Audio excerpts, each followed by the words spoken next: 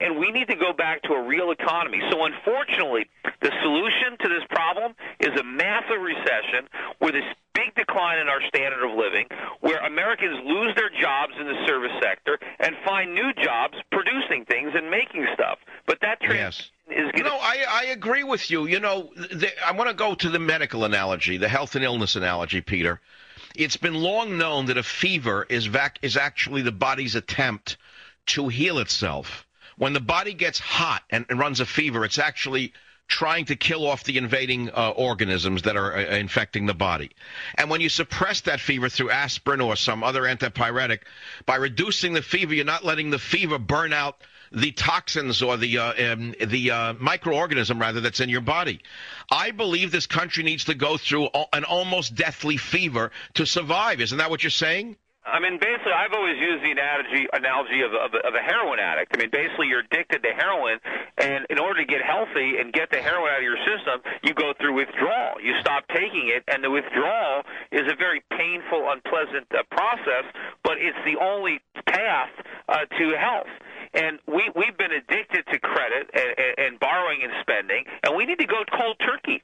And unfortunately, when you do that, there's some pain, but there's light at the end of the tunnel.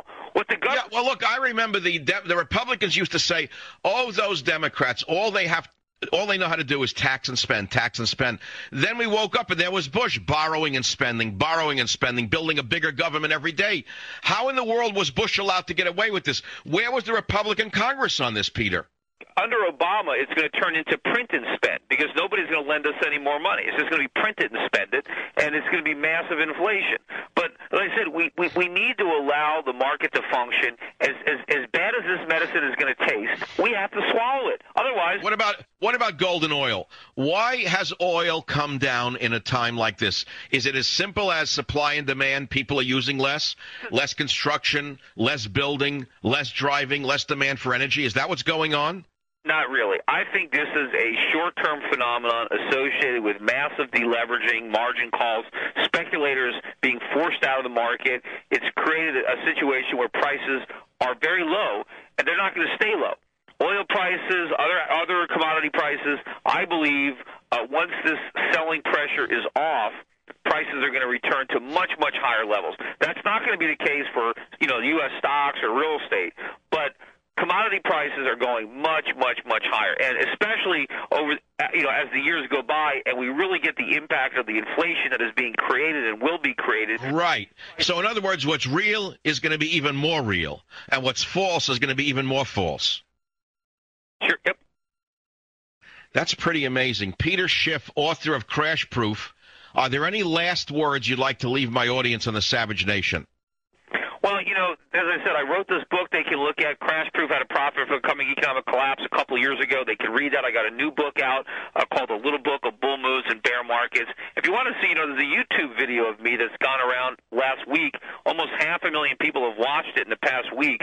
Peter Schiff was right. You can Google it and check out the video. But there's 16 or 1,700 video clips of me on Google going back to 2004 when CNBC first started calling me Dr. Doom. I mean, you can read, you can see all this stuff. Well, you're my kind of guy because you were right. They were wrong. The con men were wrong. But why are they bringing back Robert Rubin, who is fundamentally in charge at Citibank, who created all of these risk measures, and now he's going to run the economy for Obama? What sense does that make? They drive the company into the ground, and then they go to Washington. And, in fact, look what's going on with this bailout of Citi. You've got Paulson bailing out all his buddies on Wall Street. And with taxpayer money, and actually it's not even taxpayer money, they're just printing it up, which is going to just, this is ridiculous. These companies should fail. Look at the salaries that Citibank lavishes on everybody. These guys. Well, wait a minute, but you're raising a big issue here, Peter. If these companies are getting bailouts, why are they not required to put up collateral in the form of personal ownership? Meaning you're bailing out Citibank? Well, good. The cretins who did this to Citibank, shouldn't they be forced to put up their apartments, their houses, their planes as collateral? Be doing it. But but why are they allowed to take the bailout money and give themselves huge bonuses? They shouldn't be. They're saying, okay, we're paying ourselves bonuses that are 50% below last year's level. Well, last year was a record high. Their bonus should be zero. Their bonus. Well, is the government being allowed to get away with this? Surely there are voices in Congress who agree with you and I.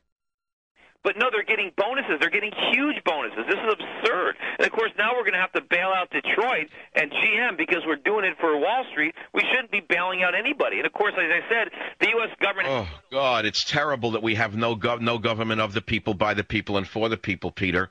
Who in the heck do we turn to when all of them are involved in the bailout because they're bailing each other